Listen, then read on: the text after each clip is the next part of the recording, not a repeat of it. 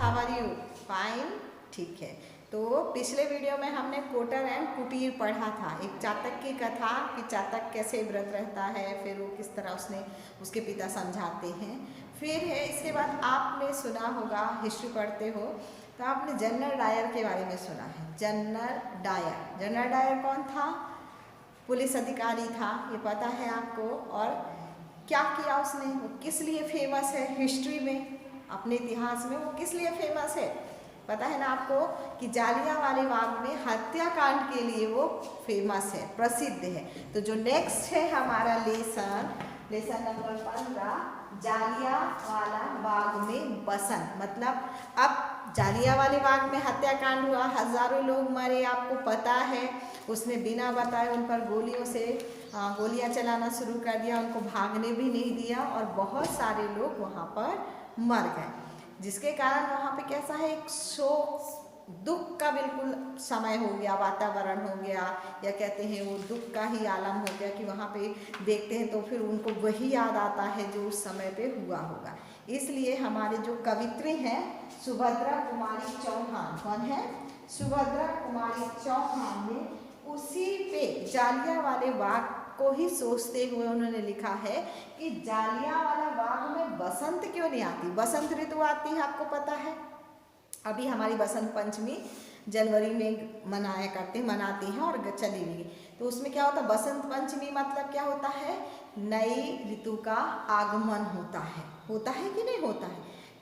नए सरस्वती माता की हम पूजा भी करते हैं, पीला वस्त्र भी धारण करते हैं, तो एक ऋतु का हम आगमन करते हैं। ऋतु मतलब जो हमारे महीने हैं, ऋतुएं हैं, उनका। तो इसी तरह यहाँ पे सुभद्रा कुमारी चौहान ने जालियांवाला बाग में बसंत के लिए इन्होंने एक कविता लिखी है, वो कविता हम पढ़ेंगे। और सुभद्रा कुमारी चौहान की आपको पता होगा, पढ़ा होगा, बहुत फेमस कविता है जो उनकी झांसी वाली रानी, पढ़ा है ना कभी फर्स्ट से तो आज तक तो आपने कभी ना कभी तो हिंदी में पढ़ा ही होगा। बुंदेलो हर बोलो के मुँह से सुनी कहानी थी, खूब लड़ी मर्दानी वो तो झांसी वाली रानी थी। पढ़ा है कि नहीं पढ़ा? याद आया? तो उन्होंने ही ये वाली कविता भी उन्होंने ही लिखी है, जालियांवाला बाग में बसंत। ठीक है, तो ये हमारी क्या है, जालियांवाला बाग से ही संबंधित है, जनरल डायर से संबंधित है। तो यहाँ पे देखो लिखा हुआ है पेज नंबर 132 में कि स्वतंत्रता संग्राम के दौरान, ये सब क्या हुआ, जब हमारा देश आज़ादी के लिए लड़ रहा था, तो स्वतंत्रता संग्राम के दौरान जालियांवाला बाग गोलीकांड में अंग्रेजों की क्रूरता मतलब उन पे हृदय जो कहते हैं ना कि उन्हें सहानुभूति है, दया है, ये कोई भावना नहीं थी। क्रूर थे वो, निर्मम थे, जिसमें दया की कोई भावना ही नहीं थी। को अनिर्कुशलता का एक ऐतिहासिक उदाहरण है।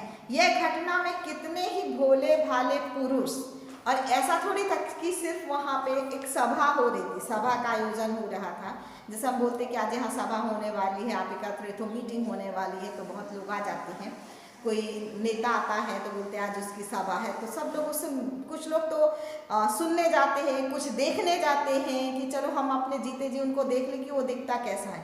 नरेंद्र मोदी आएगा तो लोग कुछ सुनने जाएंगे, कुछ उनके समर्थक रहेंगे और कुछ उनको देखने जाते हैं कि वो दिखते कैसे हैं। तो इसलिए भोले भाले पुरुष और कई स्त्रियां, बच्चे भी जाते हैं, तो वहाँ पे पुरुष भी थे, स्त्रियां भी थे, बच्चे, लेकिन उसने किसी का ख्याल नहीं रखा और उसने गोलियां चलाना शुरू कर दी। सबको बच्चों के गोद में, मौत की गोद में सो गए।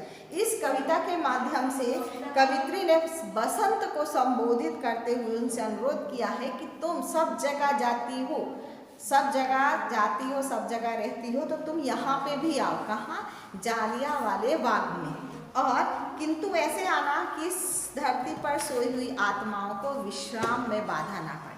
अब वहाँ पे इतने सारे लोगों की मृत्यु हुई है, तो उनकी आत्मा को विश्राम मिले, ऐसा ना मिले कि आप आओ, बसंत ऋतु आओ तो वो दुखी हो जाए आत्मा, ऐसा नहीं। ठीक है, तो आज हम ये कविता का पाठ करेंगे। यहाँ पे मैंने लिख रखा है, तो कवित्री, यहाँ पे कवित्री जो हमारी सुभद्रा कुमारी चौहान है, वो बताती हैं, यहाँ कोकिला नहीं काक शोर मचाते हैं। यहाँ कोकिला नहीं, कोकिला मीन्स क्या होता है, कोयल, और काक मीन्स कौवा। तो वो कहते हैं, हमारी कवित्री कहती है कि यहाँ कोकिला नहीं कोक शोर मचाते हैं। शोर मीन्स हल्ला।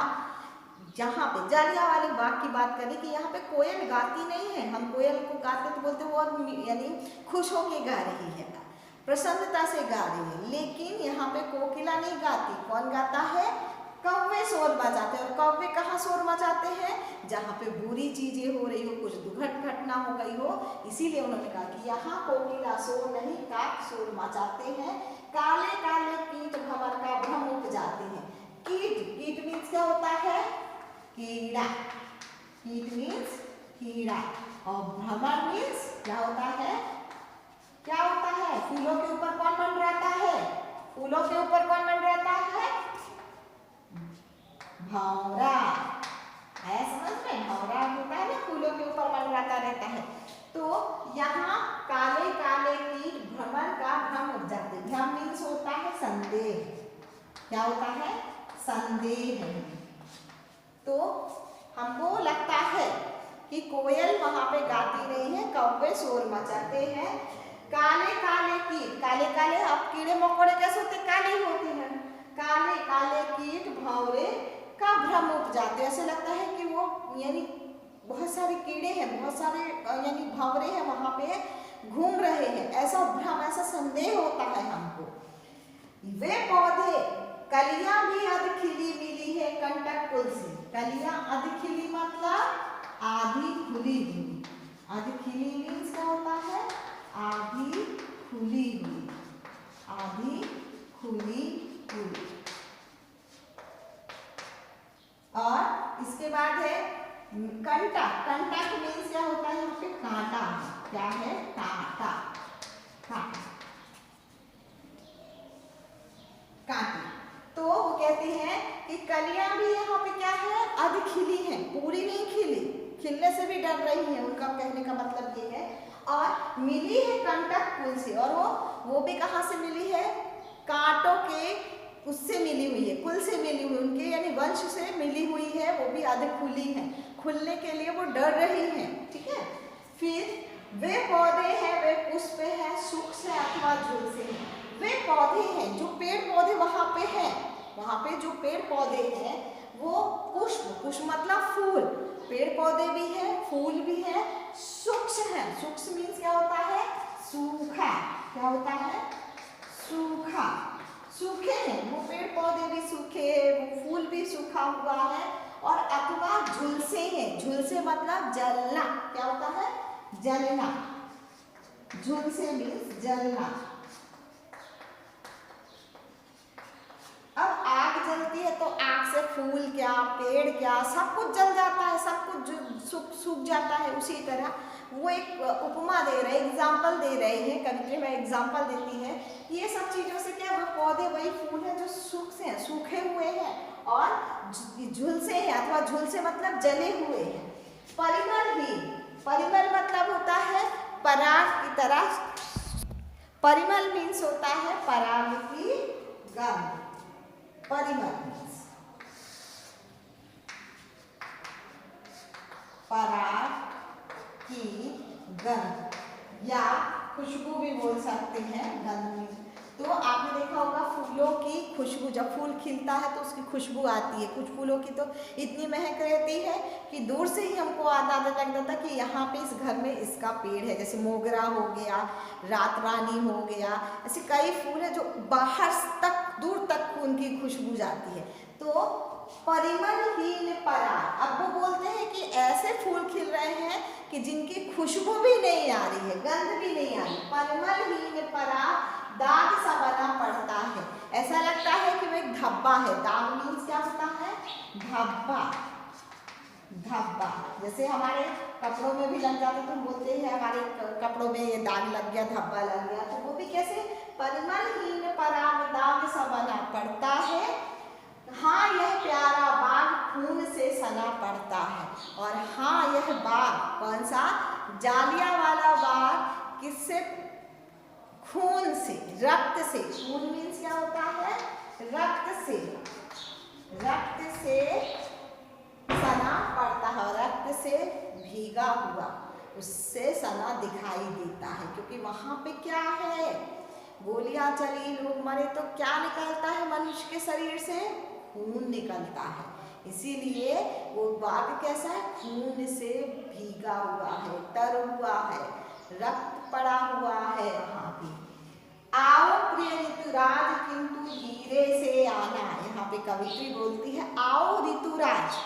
ऋतुराज मतलब ऋतुओं का राजा, ऋतुओं का राजा जिसे बसंत बोला गया है यहाँ पे, तो बोलती है आओ प्रिय प्यारे ऋतुराज किंतु धीरे से आना, परंतु कैसे आना, धीरे से आना। यह शोक स्थान यहाँ मत शोर मचाना। यह स्थान क्या है, ये प्लेस कैसा है, दुख है। शोक मीन्स क्या होता है, दुख, शोक मीन्स दुख। ये स्थान, ये प्लेस कैसा है, दुख का स्थान है, दुख का स्थान है। तो यहाँ पे मत शोर मचाना, तुम धीरे से आओ, आओ इधर, लेकिन शोर मत मचाना, ठीक है। वायु चले पर मंद चाल से, वायु मतलब पवन, पवन चले मंद चाल से, मंद मीन्स धीमा, वायु चले पर मंद चाल से उसी चलाना। वायु आई धीरे धीरे, खुशबू भी आई, तो धीरे धीरे ही आना, हौले हौले आना और चलना। दुख की आहें संग उड़ा कर मत ले जाना। और दुख की आहें मतलब दर्द है, जो हमारा दर्द भरा है। आहें मीन्स क्या होता है, दर्द, आहें मीन्स दर्द, और यहाँ पे आना, शोर मचा, ठीक है। तो दुख की आहें संग उड़ा कर मत ले जाना। फिर दुख की जो यहाँ पर तो दुख है ही है, कैसा है, जालियांवाले बाग में दुख तो है, लेकिन वायु आएगी धीरे से ऋतुराज, लेकिन ये दुख और दूर मत ले जाना, यहीं पर ही रखना और यहाँ पे सुख की कुछ क्षण लाना, ठीक है। तो आहें मंद चाल से चलाना और दुख की आहें संग उड़ाकर मत ले जाना। फिर है कोकिल गावे किंतु राग रोने का गावे। कोकिल मीन्स यहाँ पे क्या बताया मैंने, कोयल। तो कोयल को बोलती है कि कोयल गाती है, कोयल गावे, गाए, किंतु राग रोने का गावे। वहां पे कोयल गाती है, पर राग कैसा गाती है, वो दुख का गाती है, रोने का गाती है, खुश नहीं है वो। खुश जब होती, जब अच्छा देखती है, खुशहाली देखती है, तब वो खुशी वाले मूड में गाती है। अब जब वो दुख की चीजें, यहाँ पर दुख ही दुख है, तो इसलिए वो राग भी कैसा गा रही है, रोने का गा रही है, ठीक है। फिर भ्रमर करे गुजार कष्ट की कथा सुनावे। भ्रमर मीन्स क्या है, यहाँ पे बताया था ना आपको, भंवरा, और गुजार मीन्स गूंजना। गुजार मीन्स क्या होता है, गूंजना, गूंजना, ठीक है। तो कहते हैं भ्रमर करे गुजार, यहाँ पे भंवरे भी क्या है, ध्वनि निकाल रहे हैं, गूंज रहे हैं, गूंज रहे हैं, पर वो कष्ट की कथा सुना रहे। वो किसकी कहानी सुना रहे हैं, कथा मीन्स क्या होता है, कहानी। वो कहानी किसकी सुना रहे हैं, दुख की कथा सुना रहे हैं, कष्ट की, यहाँ पे कौन कौन सा कष्ट हुआ है, ऐसी वो कहा सुना रहे हैं, ठीक है। फिर नेक्स्ट लाइन लेते हैं हम, ठीक है। फिर नेक्स्ट जो है हमारा, लाना संग में पुष्प ना हो वे अधिक सजीले। आप जालियांवाले बाग में जाना, कवित्री हमारी बोलती है कि जाना आप, लेकिन कुछ पुष्प लेके जाना। पुष्प मीन्स फूल, पता है ना आपको, पुष्प लेके जाना, लेकिन वे अधिक सजीले ना हो। जैसे हम किसी को गिफ्ट करने जाते हैं तो किसी को अच्छे फूल का, यानी खुशी के माहौल में जाते हैं तो हम बुके लेके जाते हैं, गुलदस्ता लेके जाते हैं, तो चटक वटक वाले अच्छे वाले फूल लेके जाते हैं। तो ऐसे मत लेके जाना, सिंपल गुलाब का फूल ऐसा लेके जाना, ठीक है, सजी हो, सुगंध भी मंद, उसकी खुशबू भी कैसी हो, मंद हो, धीमी हो, और ओस से कुछ कुछ गीले। और ओस मतलब पानी की बूंद रहती है ना, पता है ना आपको, पत्तियों पे, घासों पे सुबह सुबह उसकी बूंद, पानी की बूंद गिरती तो हम उसको ओस बोलते हैं, और यहाँ तक कि उसको मोती भी बोलते हैं हम। तो कुछ हो ओस से कुछ गीले, भीगे हुए, गीले मीन्स क्या होता है, भीगे हुए, किंतु ना तो उपहार भाव आकर दर्शाना। उपहार मीन्स क्या होता है, तोहफा, क्या होता है? तोहफा। तो यहाँ पर इसका अर्थ है उपहार का, भेंट देने की भावना। क्या होती है? भेंट देने की भावना। तो किंतु ना तो उपहार भाव आकर दर्शाना, और तुम ये नहीं दर्शाना कि मैं तुम्हें भेंट देने आया हूं, ऐसी भावना नहीं दर्शाना, दिखाना नहीं। दर्शाना मीन्स क्या होता है? दिखाना। ऐसी भावना नहीं दिखाना कि मैं तुम्हें गिफ्ट देने आया हूं। स्मृति में पूजा हेतु यहाँ थोड़े ही बिखराना। तो स्मृति मतलब क्या होता है? याद, स्मरण बोलते हैं जिसे। तो तुम उनकी याद में थोड़े से फूल ही बिखराना, फैला देना। कोमल बालक मरे यहाँ गोली खा खा कर। कोमल मीन्स नाजुक, नाजुक। कोमल किसे बोलते हैं? छोटे बच्चों को बोलते हैं। जैसे 5 साल 6 साल के बच्चे छोटे ही होते, नाजुक ही होते हैं गोद में। तो कई औरतें लेके गई थी वहां पर बच्चों को, उनको भी नहीं छोड़ा जनरल डायर ने, इसीलिए वो बोलते हैं कोमल बालक मरे यहाँ पर गोली खा खा कर, कलियां उनके लिए गिराना थोड़ी लाकर। और कलियां वो भी, अब वो छोटे बालक, बड़े तो हुए नहीं, जवान तो हुए नहीं और उनकी मृत्यु हो गई। इसी तरह कली भी जो रहती है खिलती नहीं है ना, तो कली को भी हम नाजुक बोलते हैं। तो कुछ कलियां लाना उनके लिए भी, उन छोटे छोटे बच्चों के लिए भी कलियां लेकर आना, और यहाँ गिराना थोड़ी सी, जहाँ पे वो बाग है वहां पे गिराना। आशाओं से भरे हृदय भी छिन्न हुए हैं।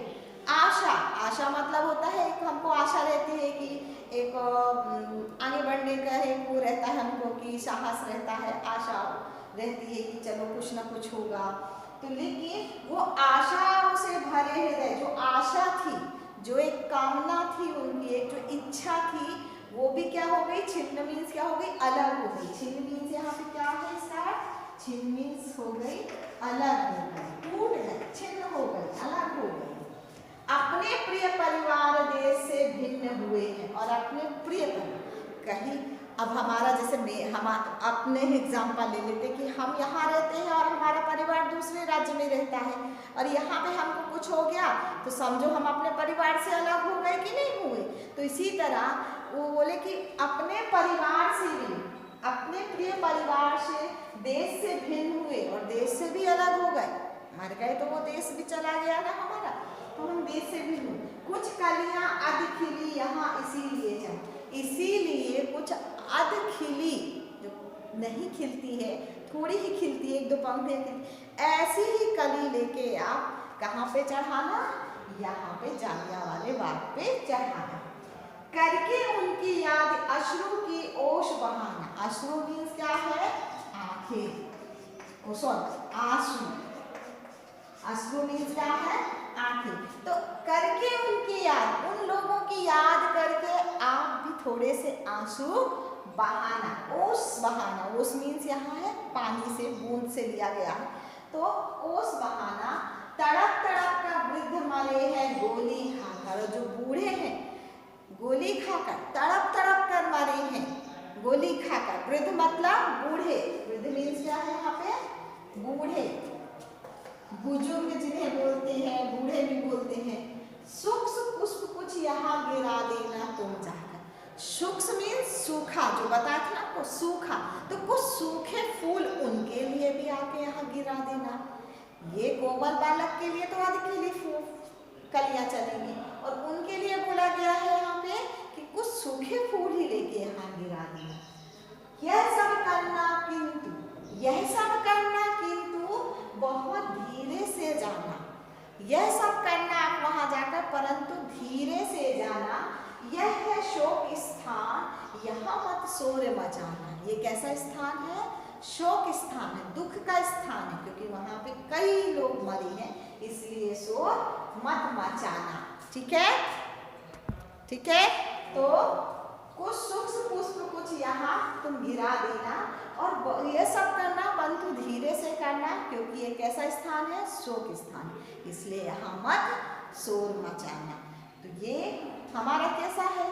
इस जो कविता हमने पढ़ी, इस कविता से हमको कौन सा आनंद हो रहा है कि दुख हो रहा है कि करुणा आ रही है, कैसा हो रहा है, दुख आ रहा है ना, शोक हो रहा है, तो ये इसमें कौन सा रस है, शोक रस है, मतलब दुख का रस है। हम जब पढ़ते हैं, जो कविता पढ़ते हैं, उससे हमारे जो भाव है वो कैसे आते हैं। अगर खुशी के आते हैं तो हर्ष हो गया, अगर दुख हो गया तो शोक हो गया, अगर वो हमको उससे कविता पढ़ के थोड़ा सा डर लग रहा है तो भयानक हो गया।